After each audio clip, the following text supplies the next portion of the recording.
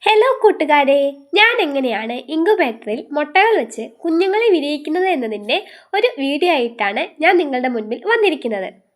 നമുക്ക് parent stock ഇല്ലാത്തത് കൊണ്ട് തന്നെ നമ്മൾ കുറേയധികം വീടുകളിൽ നിന്നാണ് ഈ മുട്ടകളൊക്കെ ശേഖരിക്കുന്നത്.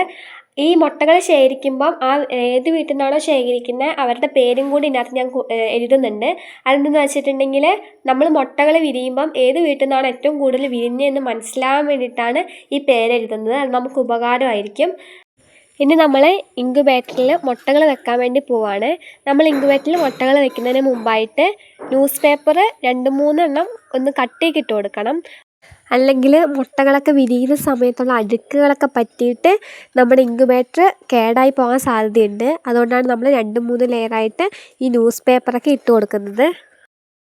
മുട്ട വെച്ചിട്ട് ഒരു 5-6 ദിവസത്തിന് ശേഷം ക്യാൻഡിൽ ടെസ്റ്റ് ചെയ്ത് നോക്കുമ്പം ഈ മുട്ടേനകത്ത് കുഞ്ഞുണ്ടോ എന്ന് മനസ്സിലാക്കാനും ഇല്ലാത്ത മുട്ടകൾ നമുക്ക് മാറ്റാനും പറ്റും. ഞാൻ ആദ്യമായിട്ടാണ് ഈ വോയിസ് ഓവറൊക്കെ കൊടുത്തിട്ട് വീഡിയോസൊക്കെ ചെയ്യുന്നത്. അതുകൊണ്ട് തന്നെ ചെറിയ ചെറിയ പോരായ്മകളൊക്കെ ഉണ്ട് വീഡിയോ ഒക്കെ എടുക്കുമ്പം. അപ്പോൾ അതൊക്കെ ഒന്ന് ക്ഷമിച്ചേക്കണേ. ഞാൻ ക്യാൻഡിൽ ടെസ്റ്റൊക്കെ ചെയ്യുന്ന വീഡിയോസൊക്കെ ഷോർട്സ് ആയിട്ടോ അല്ലെങ്കിൽ വീഡിയോ ആയിട്ടൊക്കെ അപ്ലോഡ് ചെയ്യുന്നതായിരിക്കും. പിന്നെ ഈ കുഞ്ഞ് വിരിയുന്നതും എല്ലാം ഞാൻ ഓരോ വീഡിയോ ആയിട്ടോ പാർട്ടായിട്ടോ ഒക്കെ വീഡിയോ ആയിട്ടൊക്കെ ഞാൻ യൂട്യൂബിൽ അപ്ലോഡ് ആക്കാം. കരിങ്കോഴീൻ്റെയും ഗ്രാമശ്രീ കോഴീൻ്റെയും നാടൻ കോഴീൻ്റെയും മുട്ടയാണ് ഞാനിപ്പം ഒരു ഇൻക്യുബേറ്ററിനകത്ത് വച്ചിരിക്കുന്നത്. ഈ ഒരു വീഡിയോ കോഴികളെ വളർത്താൻ ആഗ്രഹിക്കുന്നവർക്കും അതുപോലെ കോഴികൾ ഇഷ്ടമുള്ളവർക്കും ഒക്കെ ഒന്ന് അയച്ചു കൊടുത്തിട്ട് എല്ലാവരും ഒന്ന് സപ്പോർട്ടാക്കണം ഈ ഒരു വീഡിയോ. അതുമാത്രമല്ല, ഇത്തരത്തിലുള്ള വീഡിയോസൊക്കെ നിങ്ങൾക്ക് ഇഷ്ടമായെങ്കിൽ കമൻറ്റ് ചെയ്യാനും മറക്കരുത്. ഈ ഒരു ഇൻക്യുബേറ്ററിനകത്ത് നമ്മൾ ഹ്യൂമിഡിറ്റി ക്ലിയർ ആക്കുന്നത് നമ്മുടെ സാധാരണ ഒരു മിനറൽ വാട്ടറിൻ്റെ കുപ്പിനകത്ത് 1 ഇഞ്ച് വലുപ്പത്തിൽ മുറിച്ചിട്ട് അതിനകത്ത് നമ്മൾ വെള്ളം വെച്ചിട്ടാണ് ഇതിനകത്ത് ഹ്യൂമിഡിറ്റി ക്ലിയർ ആക്കുന്നത്.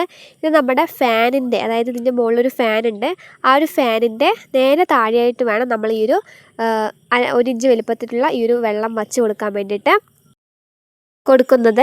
അതുപോലെ തന്നെ ചിലരൊക്കെ മുട്ട ഇങ്ങനെ ജസ്റ്റ് കൈ കൊണ്ട് തിരിച്ച് പോകുന്നതൊക്കെ കാണാം. ആ സമയത്ത് മുട്ട വിരിയുന്ന സമയത്ത് കോഴിക്കുഞ്ഞുങ്ങൾക്ക് വൈകല്യമുണ്ടാകാൻ സാധ്യതയുണ്ട്. അപ്പോൾ നമ്മൾ എന്ത് ചെയ്യണം, രാവിലെ ഇപ്പം മുട്ട ഒരു സൈഡിലേക്ക് തിരിച്ചിട്ടുണ്ടെങ്കിൽ നമ്മൾ എഴുതിയിട്ടുണ്ടല്ലോ, അപ്പോൾ വൈകുന്നേരം അതിൻ്റെ നേരെ ഓപ്പോസിറ്റ് സൈഡിലേക്ക് തിരിച്ചു കൊടുത്താൽ മതി. ആ സമയത്ത് കുഞ്ഞുങ്ങൾ വിരിയുന്ന സമയത്ത് വൈകല്യമൊക്കെ ഉണ്ടാകാൻ സാധ്യത കുറയും.